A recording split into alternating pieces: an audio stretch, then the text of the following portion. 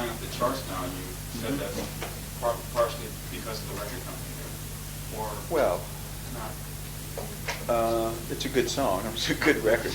I was just simply referring to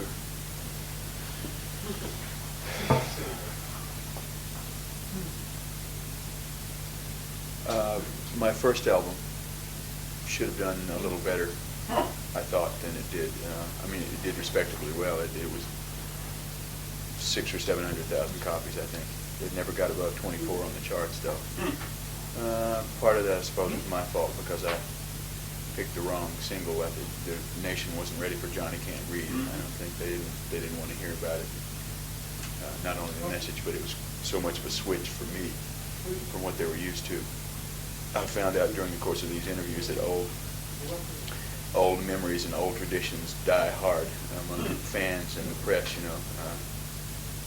Hotel California and California Sound and all this stuff, dies very hard. But Asylum Records, as I told you, was originally founded by David Geffen in 1970 or 71. That was our first label, the Eagles. Then Geffen left. Oops. That's just a lens. Then Geffen left in the mid-70s. He was diagnosed as having cancer, and they told him he was going to die. And he got all prepared to die, and then some doctor told him that he was fine. So he got back into the business, started Geffen Records. And it's a small company. Meanwhile, Asylum had grown into this enormous, ugly thing. Joe Smith was president then of Asylum, and they signed a whole lot of acts, good acts, bad acts, weird acts. Then, after the heyday, the golden era of the music business in 77 or 78, the recession hit and things got pretty bad over there. Asylum went through some more changes. Joe Smith left, and they got another president named Bob Krasnow, and they fired about 300, 350 people and moved the company to New York. Now, all this was precipitating during the time that my first album came out. So I don't think, I think that had I been on Geffen or some other label, that it might have done a little better. Although I'm not disappointed. I mean, Dirty Laundry was a gold single, which is very hard to achieve. And the album, as I said, did a respectable number. So, but I just feel better about being on Geffen because it is a small company and they're very, very prestigious. And I know everybody at the company, and I can go in and talk to him if I want to. And it just feels much better. He's a really good record man. And of course, he's branched out now into theater, play. He produces plays and movies and all kinds of things. I can't get too many. I can't tell you how I really feel about Asylum, but I get the general you drift. get the general drift. The new president, Bob Krasnow, made a few remarks in the press about all the old dinosaurs on the label and how he wanted to clean it up. So that offended me. Is that right?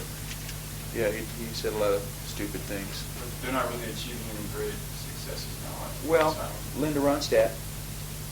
That was just sort of, everybody was very surprised that album Scan is doing so well. Yeah, and she just released another one. They shipped over 1 million already. It's only been out a week or two, so she's going to do very well again. And of course, the Cars did very well. Actually, if you put out a good product, it really doesn't matter what label you're on. I mean, you can do well if you have a reputation and you put out a good record. You do pretty well anywhere, but some are better than others, especially overseas. I mean, one reason I'm glad to be on Geffen is because he is CBS Sony over here rather than Warner Brothers, and I think CBS Sony is better in foreign countries than Warner Brothers. Speaking of Linda Ronstadt, you started out with her before you formed the Eagles, right?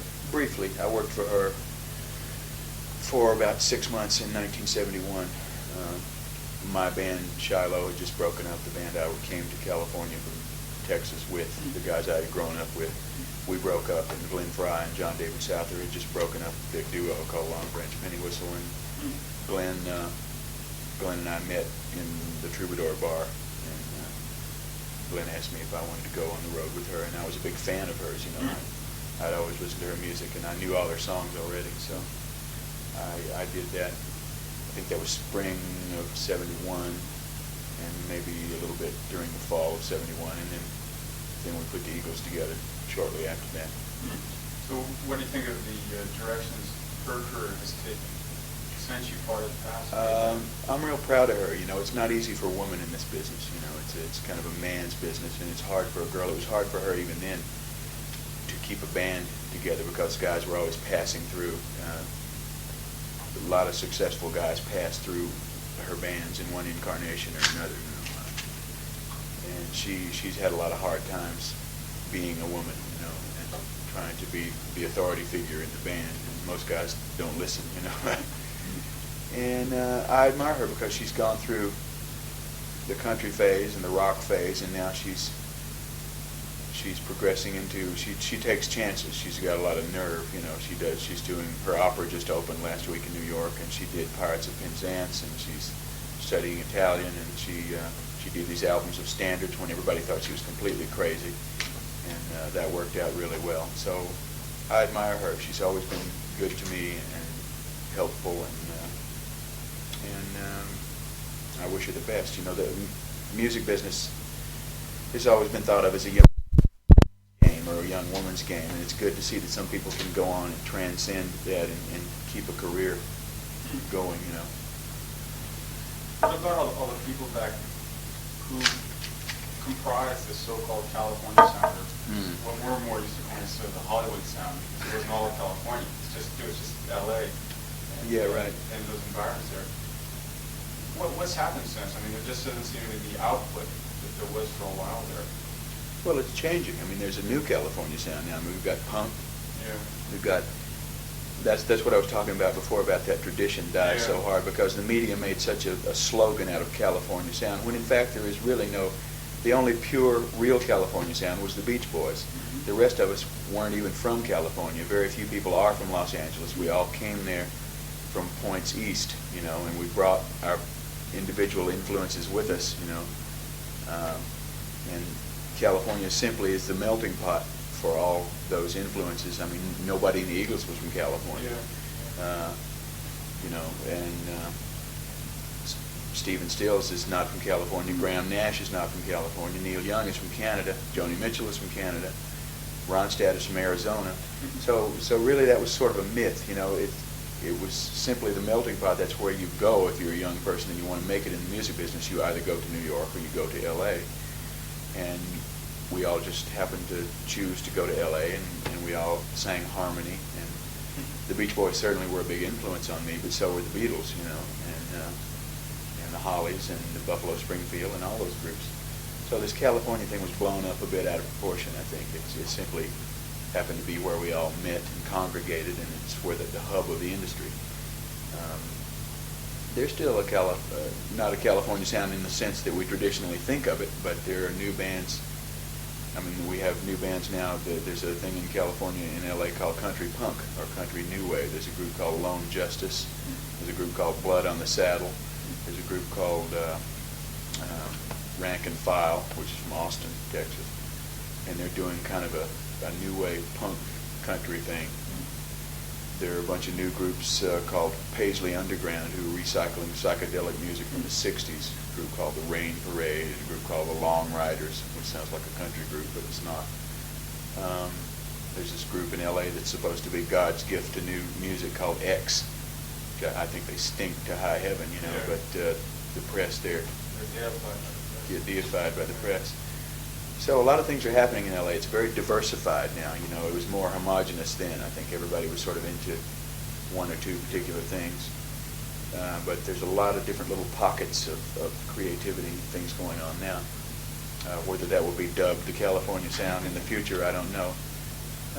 Things keep coming back and recycling. You know, I mean, they recycled the 50s for a while. Now they're recycling the 60s, and I'm sure they'll recycle the 70s in a few years. They'll be doing Eagles songs and stuff. But everything comes back sooner or later with a new haircut, you know.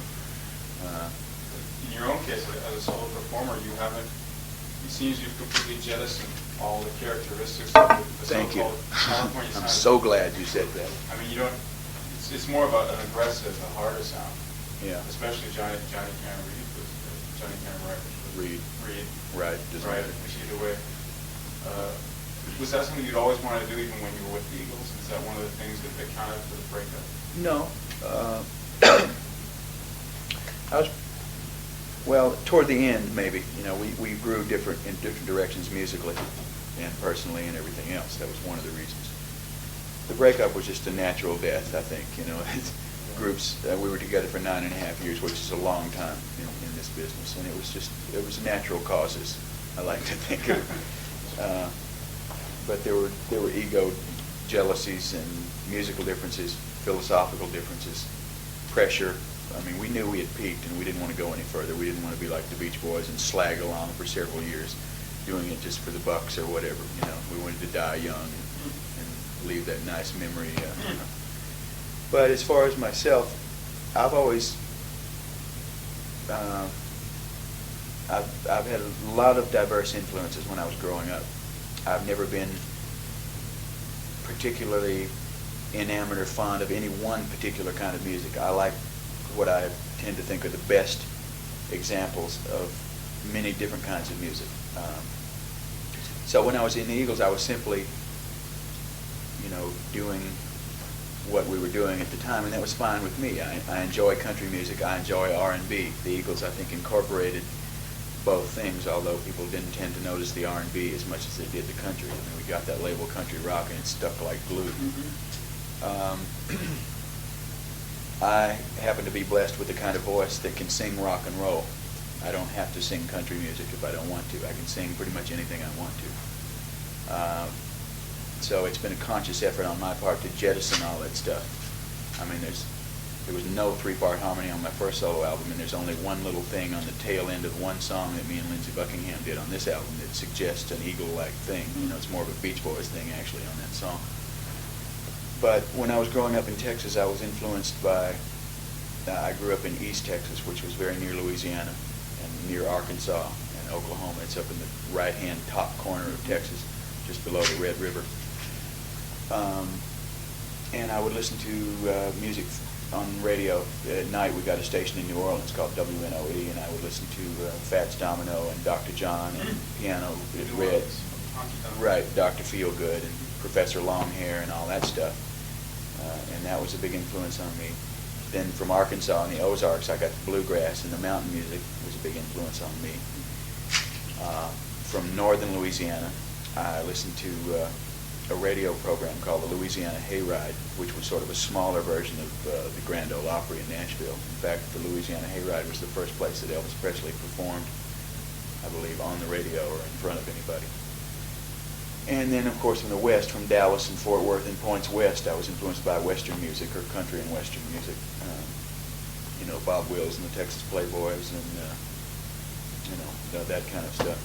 So I had many, many, many different influences on me. The first record that my mother ever bought me was Hound Dog, which I asked her to get me when I was 9 years old. Is that right? Yeah.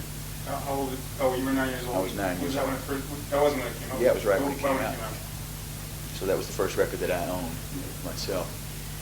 And I listened to that kind of stuff for a while. I remember having records by Little Richard and Jerry Lee Lewis and Johnny Cash and Buddy Holly and Ricky Nelson and Fats Domino and all those guys, Then when the Beatles came along, I mean, I liked that stuff a lot, but when the Beatles came along, it changed my whole life. I said, this is what I want to do, So, and then in the late 60s, I was into soul music for a while. I mean, I was simultaneously into the Beatles, and I was into Otis Redding and Wilson Pickett and, James Brown and all that. So there's never been any one particular thing that influenced me. So that seems to be hard for certain people to digest. You're supposed to sort of be into this one particular path, and stay on it. One thing that does seem to stand out is that no matter where you are, you're very influenced by the place you're in. Yeah, I am a product of my environment. Yeah, and that still continues to this day, I would imagine, because even on the latest album, Lindsey Buckingham and who else? Eddie Korchmar. And plus, I would imagine most of the other people on the album are also L.A. residents.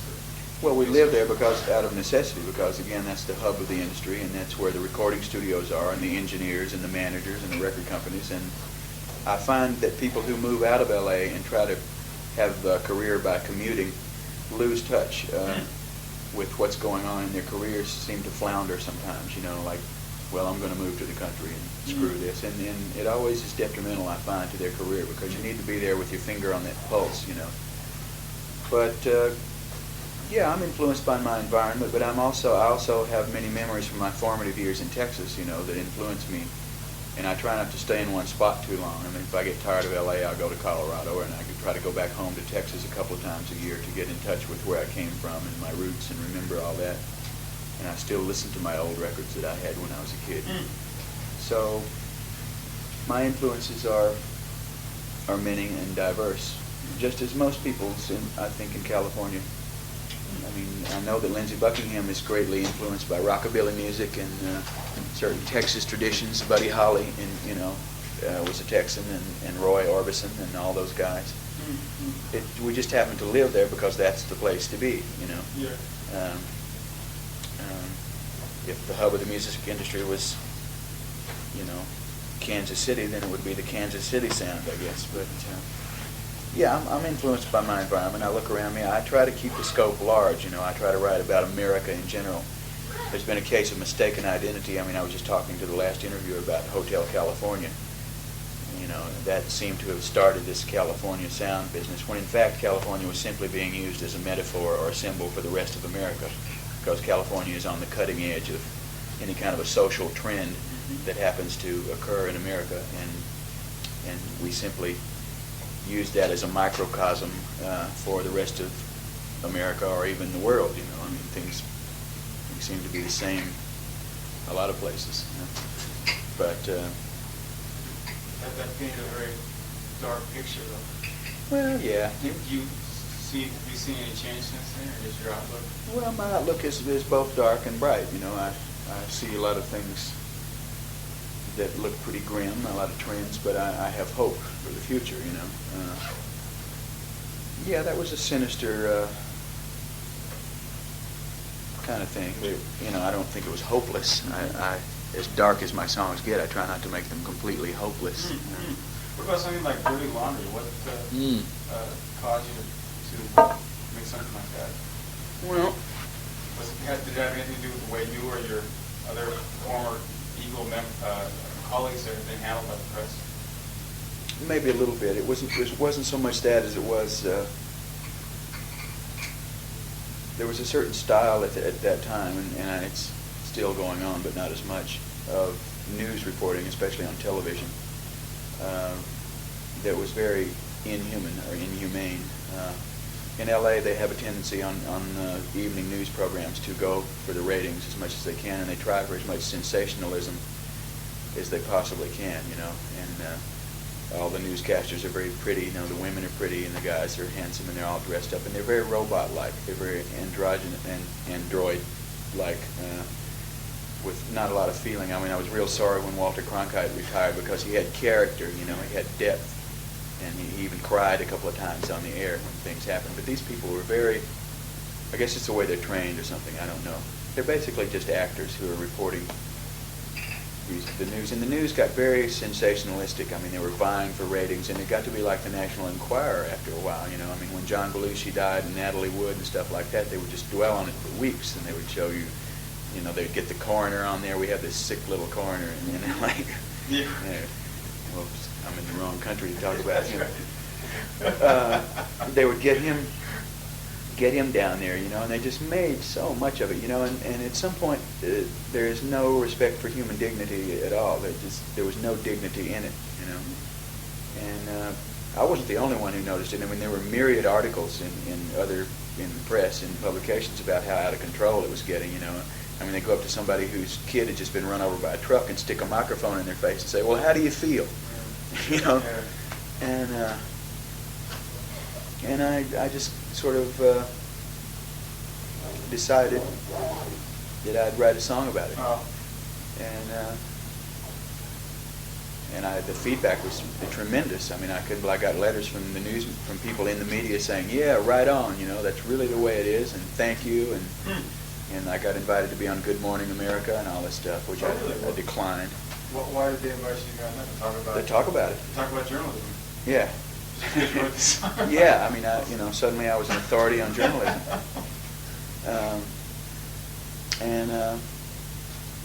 The Washington Press Corps, or Press Club, even made a video of the song. You know, I didn't even know about this until a few months ago.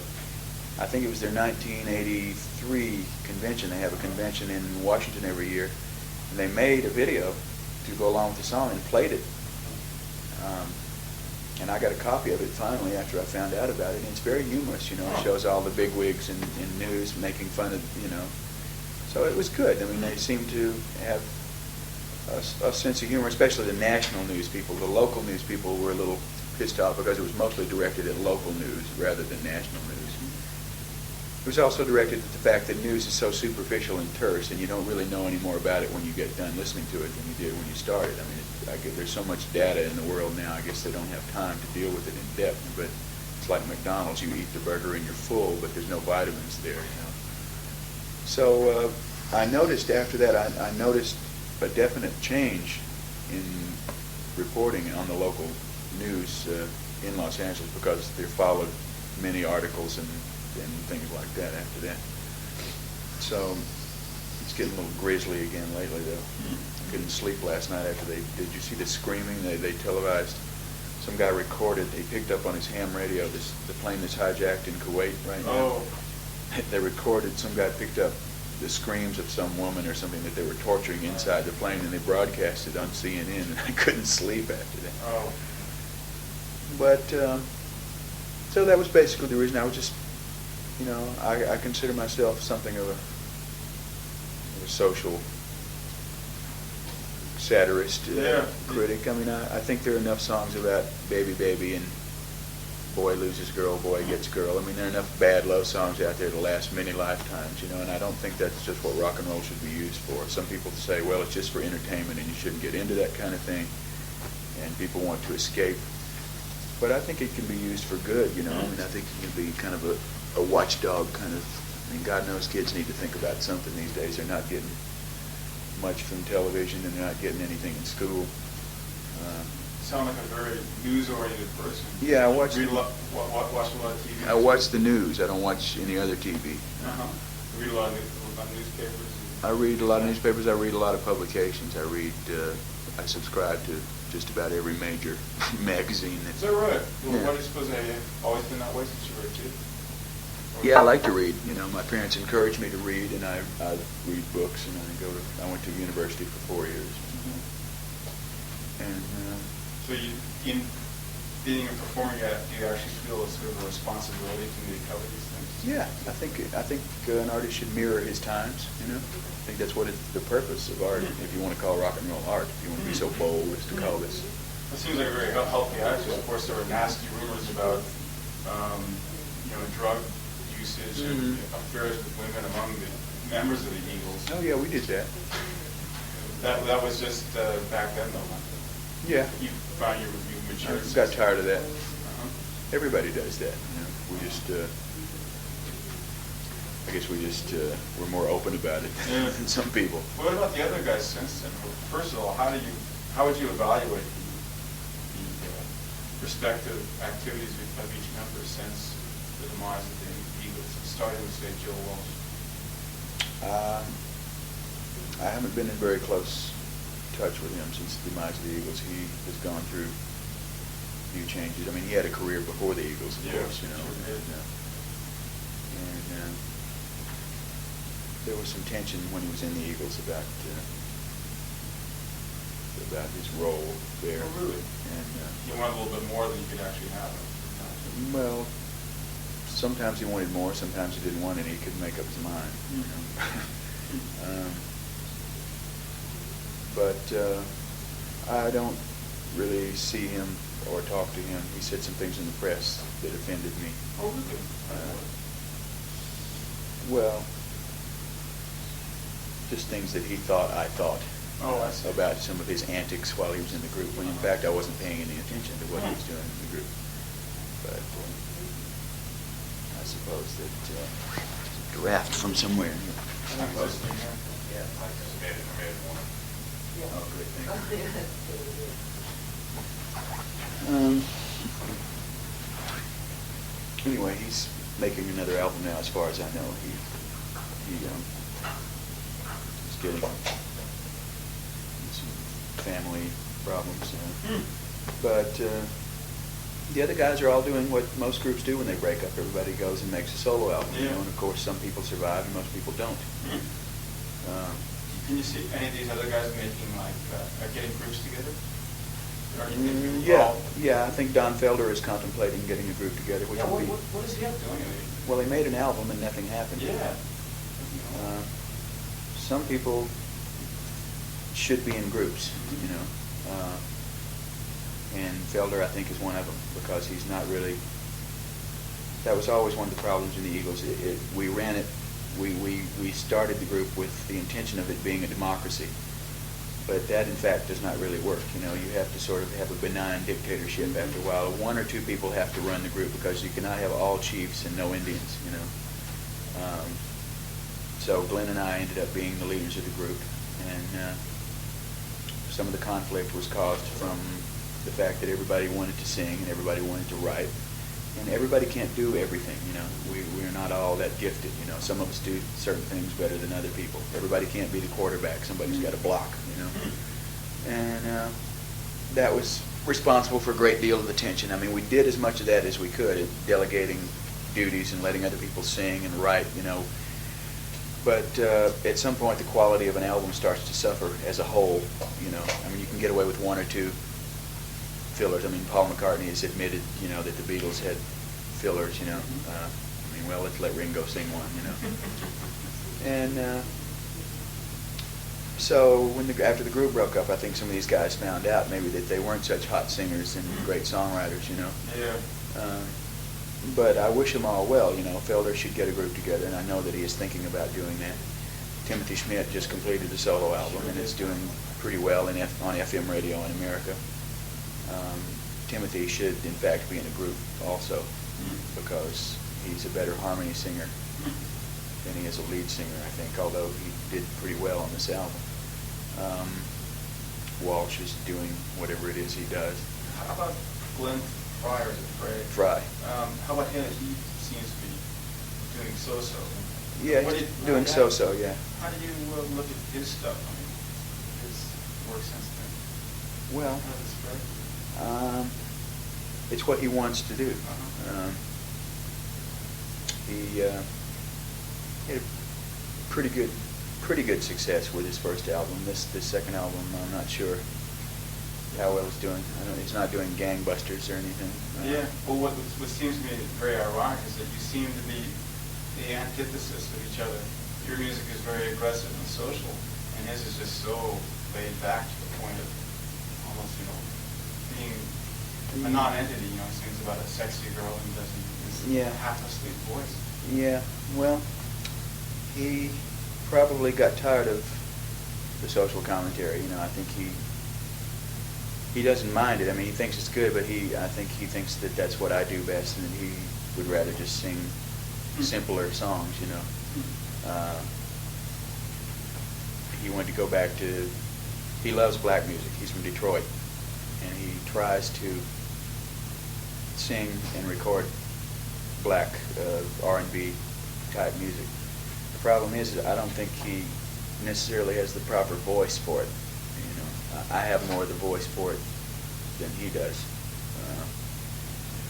But he's good. I mean, he knows a lot about it. He knows how to.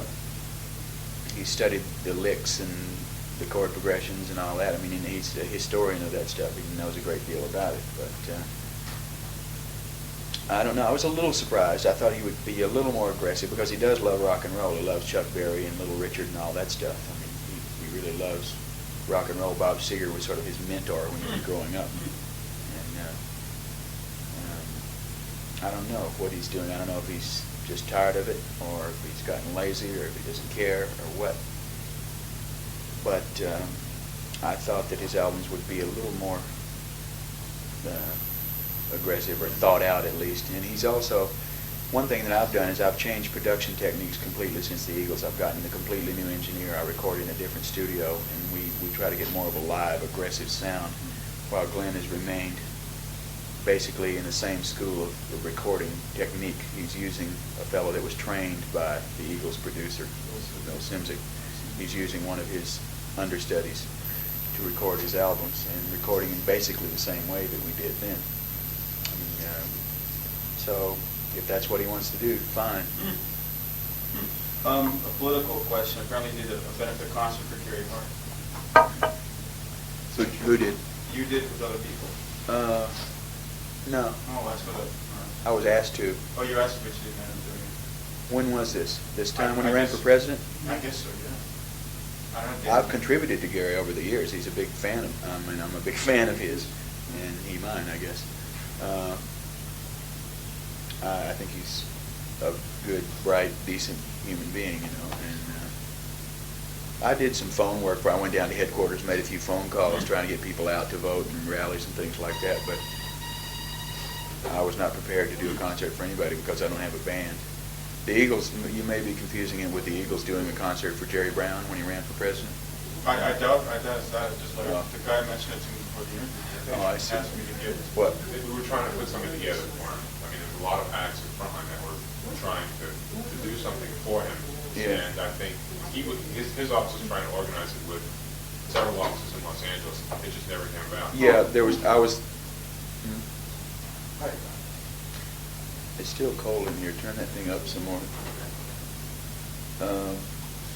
Yeah, the office was trying to put together a concert whereby maybe I would walk out on stage and sing with Stevie Nicks or something like Right. that. But I don't have a band yet, so I couldn't really. I would if I had a band. I probably would have. Although I'm a little more reluctant these days to get overtly involved in politics. I'd rather sit home and quietly write a check than to go out and stump for somebody. Well, the devastating defeat of Mondale must have been kind of a shock. No, it wasn't a shock to me at all. I mean, well, I guess we all sort of expected. Yeah, I expected it. I mean, it was such a poor choice, you know. I didn't like either one of those guys. It's a shame that great men don't run for president anymore, you know. It was just a lousy choice. No, I wasn't surprised at all. I was hoping against hope that Mondale would run, but I was not at all surprised. One of the things that Phil asked me to ask you was about your role as a drummer. Now that we have such devices as the Lynn drum machine and the Fairlight, that can come out with drum sounds to flip the switch. Mhm. Has it caused you to reevaluate your own outlook on yourself as a drummer? Yes and no. We've used a lot of those machines, obviously, as you can tell by the record. First and foremost, I consider myself a singer. I'm a good drummer in a certain style. Some of this new stuff that's really fast and furious I could not do, and especially sing at the same time. It was hard enough to drum and sing at the same time when things were laid back. You know. So in the future, I am going to drum a little bit, but if I go on tour, I will hire a drummer. There are a lot of guys around who could do it better than me. I like... Anybody in particular in mind? You'd like to I got some people in mind, but I can't talk about it just yet because they're obligated to some other people, and I don't want to start any trouble.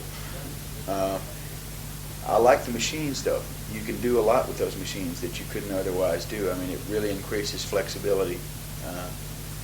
As long as, I mean, I like technology as long as it's not overused, you know. I mean, it can get a little cold and impersonal sometimes. What we tried to do on my record is mix real drums. When you read the liner notes and the credits, you'll notice that we use drum machines and drums on most of the tunes. We would put the machine down first, and then I would go back and play drums on top of that, and we'd mix the two together. The machines, in fact, the Lynn machine, although it is a machine, it reproduces real drum sounds. Those are drum sounds that people made and put on a computer chip. You can make your own sounds now and take it over to Lynn, and he will put them on a chip for you, and you can plug it in. There are guys in L.A. now who have John Bonham's, Led Zeppelin's drummer sounds on chips. Never died. Yeah, John's still with us on a chip. The legality of that, they haven't quite worked that out yet, So it's okay for now, I guess. He was such a good drummer. I guess it's good in a way that he's still around as a chip. But there's a whole new world of technology now. I mean, it's just mind-boggling, and we really got into it on side 2. But I like to mix it up, you know. As I said, I like to try to keep it primitive. I consider myself sort of a blues singer. I mean, that's what most of my riffs and my melodies are based around, traditional blues themes. So on songs such as Building the Perfect Beast, for instance, we loaded the track up with technology, but I tried to sing it like I thought James Brown might, you know, and copied some of his licks. So you have the primitive juxtaposed against the modern, you know, and I like that juxtaposition. So machines are good and bad. It's all, you know, any kind of technology is good and bad depending on how it's used, you know. One last question. Looking back over your whole career and all the records you've come out with, which are you most proud of? Well, I'm very proud of Hotel California, obviously. And I'm proud of both my solo albums. Those are the high points to me. I don't know which one I'm most proud of yet. I think I'm most proud of the new one.